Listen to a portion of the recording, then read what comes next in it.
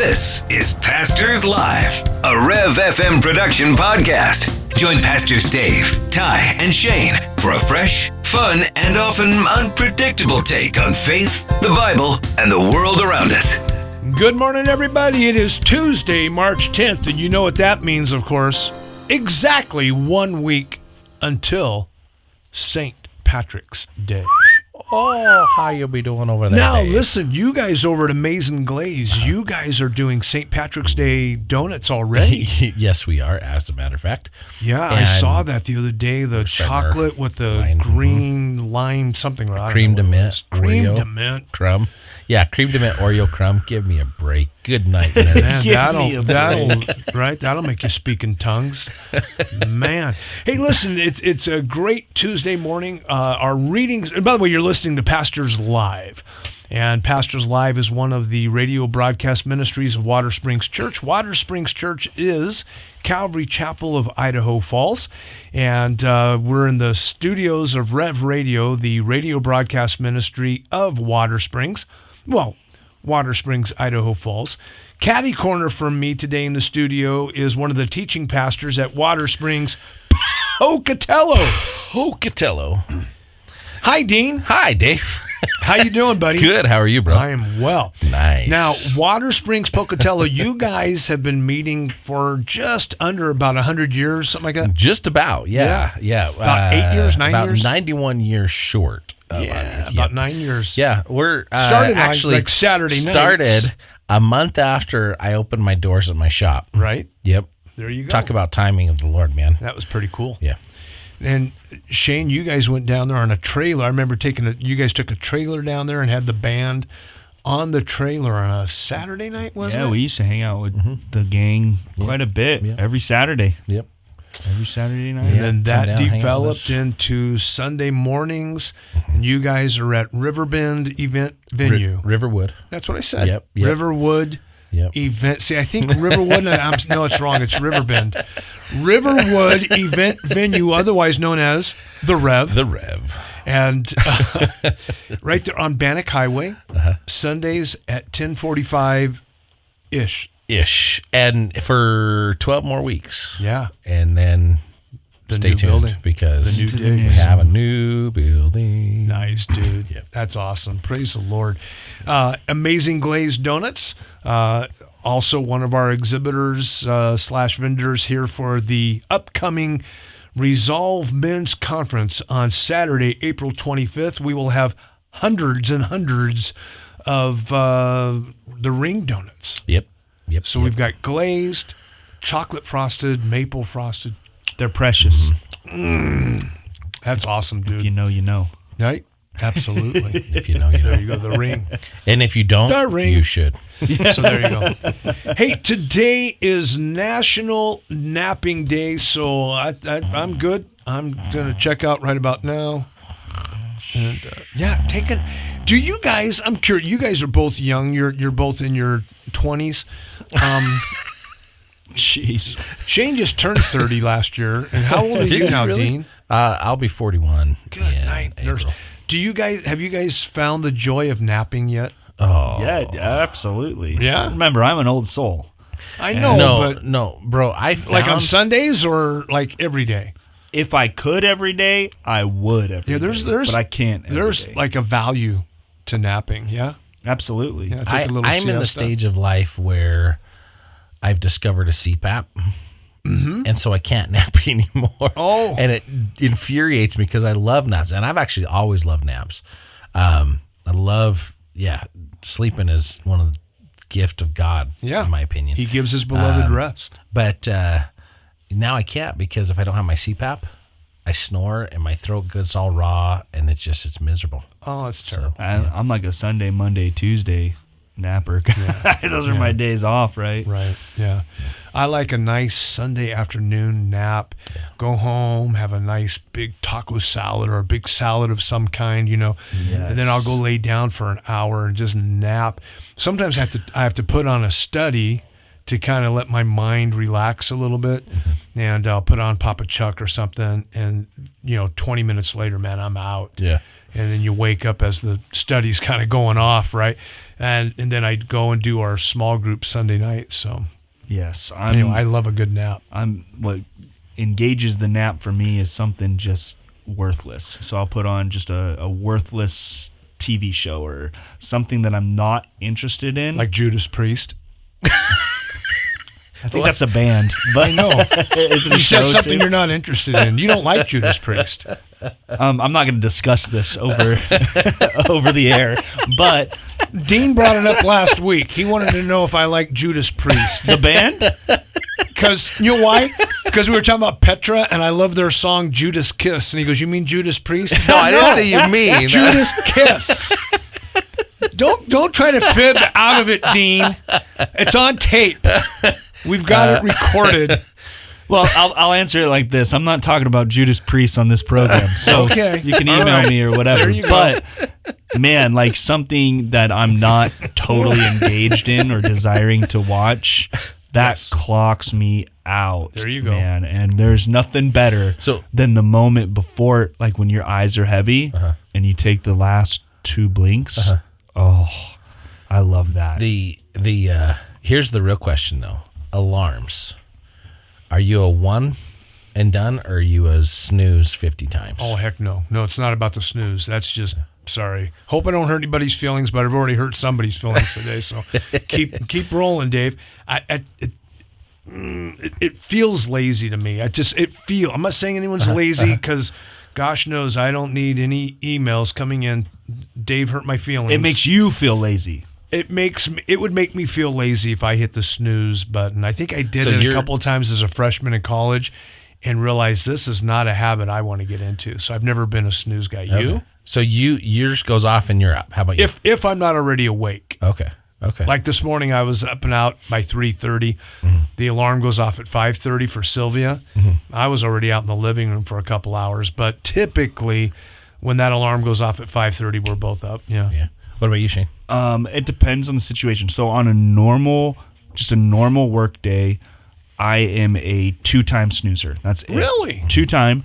I didn't know that. But it's not like, oh, I need to wait and get up. I actually just lay in bed and I think and I relax, and sometimes I'm praying before I just jump up and do something. Dean? I'd say it depends. I don't usually go over 2. Very rarely do I let it go past that. See, and you guys, neither one of you are lazy, so I'm learning something here. Here's the key, though. So my wife will set, and I'm going to totally throw it under the bus, she'll set like 25 alarms. Right. And they go off every 5 minutes for 2 hours. And I'm like, you just ruined an hour and a half of sleep. Good sleep, precious sleep. Yeah. So that's my thing. I don't mind snooze once, because I do like, there is a part of me that when that first alarm goes off, like Shane was just saying, when that first alarm goes off, you don't jump out and you're all of a sudden you're urgent, gotta go, right? For me, if I give myself 1 or 2, or even I'll set a second alarm, and they're usually 10 to 15 minutes apart. But that gives me that, okay, my alarm went off. Give yourself a chance to kind of get aroused a little bit. And, okay, here we go. I'm ready to start the day. Yep. Well, now that's interesting. It kind of goes along with what Amanda asked. Amanda from Ammon wrote in. Thank you so much, Amanda, for listening and writing in and putting up with our nonsense. She said, hey, when you guys said that loving someone doesn't mean affirming everything they believe, that really stuck with me. How do we practically live that out, constantly feeling like we're walking on eggshells? Thank you, and I love the podcast. Well, Amanda, we love you. We thank you for listening. Now, you see, Amanda, I totally disagree with these guys. Completely and totally disagree. But I love them, even though I'm not affirming their propensity to be lazy. So in all honesty, most of the time I am up before my alarm goes off anyway. It's in the same way. The older I get, the more I find that to be the case. Yeah. But I thankfully, in all my craziness and all the everything, I think that's one benefit of not a fixed schedule, because sometimes I'm up in the middle of the night, sometimes I'm whatever. Sometimes it's early morning, sometimes it's late night. Now, To Amanda's question, which I assume is something of much more weight than does affirming somebody for hitting the snooze alarm. Yeah, when you don't agree with somebody, let's say their lifestyle. Let's say as a Christian, you have somebody you love, but they live a lifestyle that you cannot affirm. I have a couple of grandchildren who have made lifestyle choices that are absolutely diametrically opposed to everything Scripture. And I love those grandkids of mine, love them. And I don't walk on eggshells around them. And the reason I don't is because Paul says, I have determined not to know anybody after the flesh. So I don't look at them and say, oh, there's that person. In my case, my grandkids, I'm just using it as an example. I love my grandkids, right? But I don't look at that person and say, oh, there's that person in my life who is this. I don't identify them as whatever their lifestyle choice or whatever it might be. Hey, there's that person that's, oh, there's my LDS friend. There's my Catholic family. There's, and we disagree theologically. Well, I don't look at my family and say, there's my Catholic family. I just say, there's my family. Mm-hmm. Now, do I know they're Catholic? Yeah. Do I know my friend is or friends are LDS? Yeah. But I don't look at them and say, there's my LDS friends. No, there's just my friends, mm-hmm. right? Mm-hmm. And therefore, I don't walk on eggshells because we have much more in common, that we can still love each other for.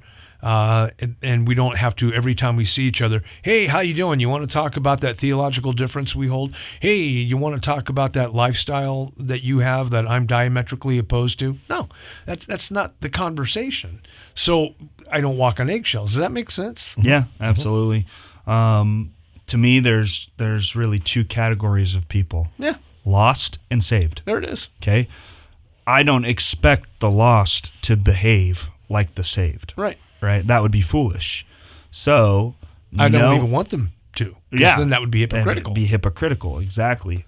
And so when I understand that the person, whoever they are, whether it's family, close friend, whatever, coworker, is not in the same lifestyle as mine, I know what the truth is, and so it's not my job to beat them over the head with the truth.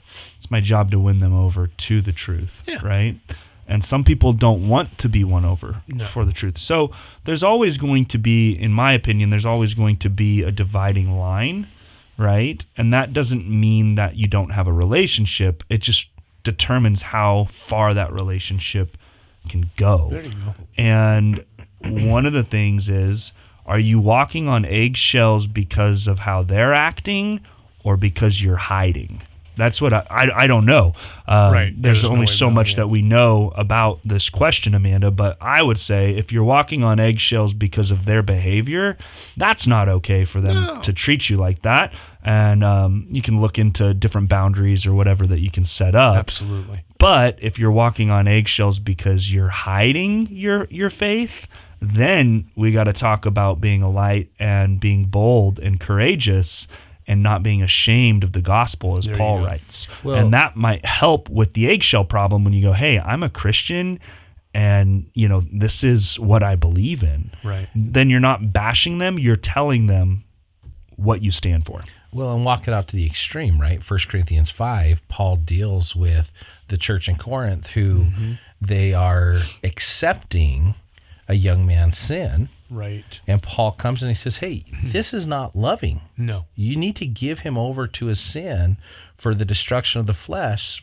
so that the spirit can be preserved. And so even in loving, sometimes it's okay to go, hey, like you were just saying, hey, I can't walk this road with you. As much as I love you, this is one you've got to do on your own. If you choose to go down this road, then go. Yeah. Stop straddling the fence. Stop. If you're going to go. But then always 2 Corinthians, right? When they come back, embrace them and bring them back. The light's always on. But right? The last thing that you want to do is be guilty of I lost the word. When I make it, when I allow, or when I make it possible for you to commit sin. What's that called? A guilty conscience? No. If I help you, Affirm? affirm. If I help you commit murder, I feel like we're playing An password. accomplice? Yeah. You don't want to be an accomplice to their sin. I still can't think of the right word, but You don't want permissiveness. Maybe you don't want to be permissive. yeah, Compromise? It's like the parent. It's like the parent. If you who- know what word we're thinking of, Survey says? Pastors Live at the Survey Rev.fm. we asked 100 people.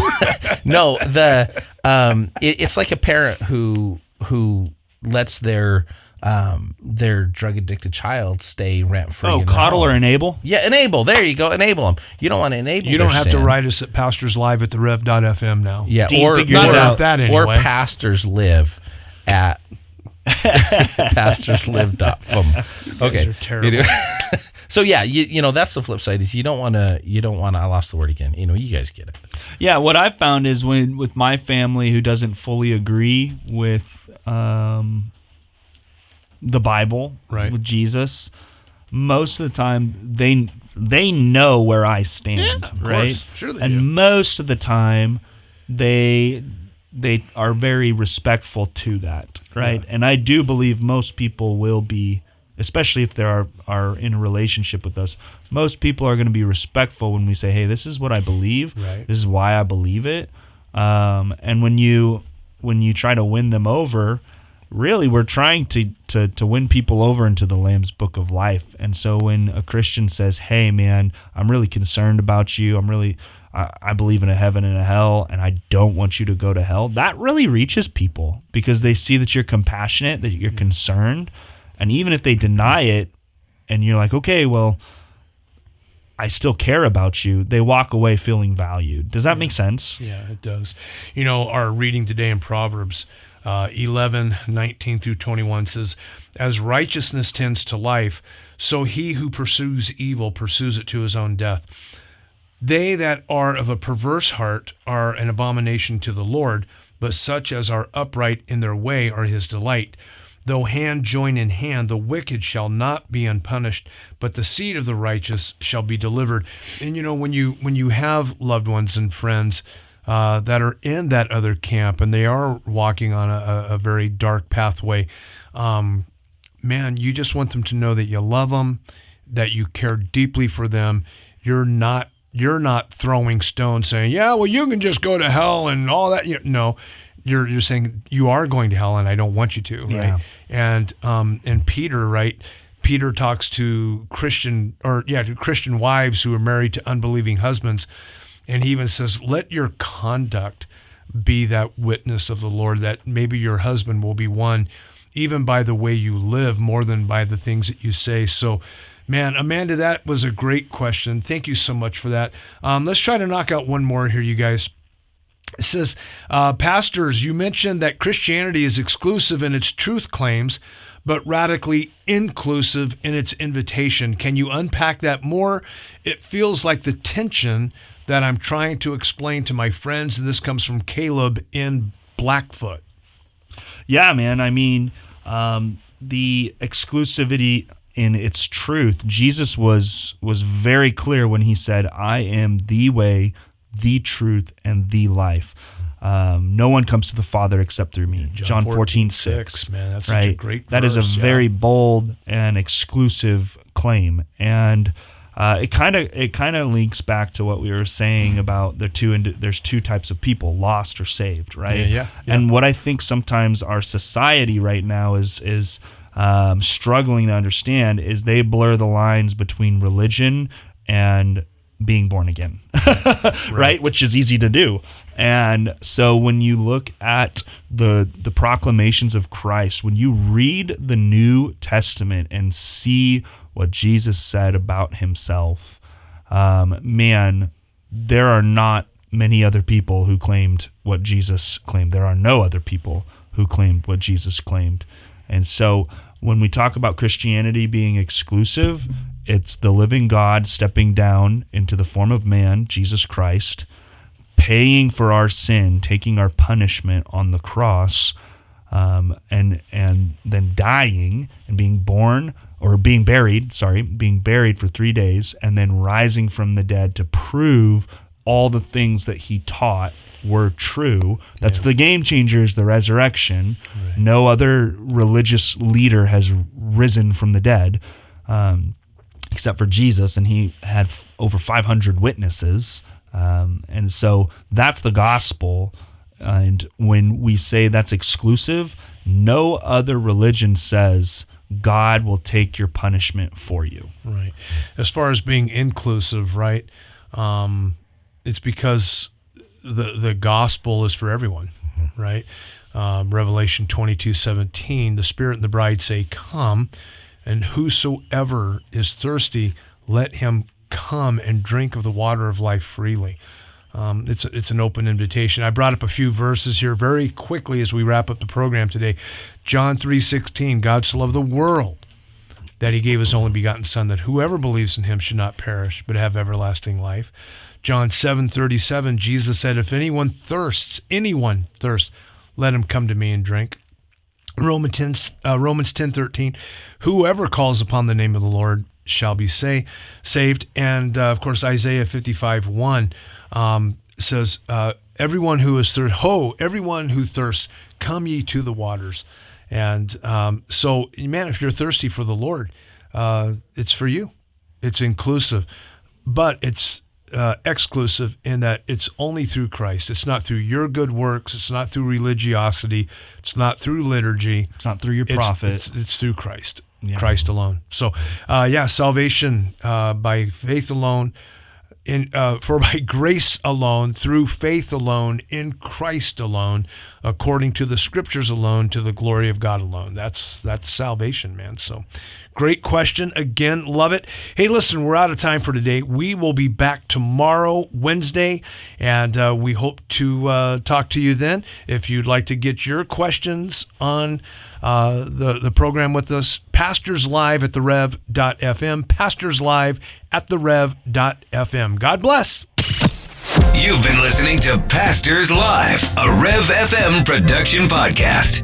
Join us again for more Bible talk, laughter, and unexpected tangents. Questions or feedback? Pastors Live at therev.fm. And don't forget to subscribe and leave a review.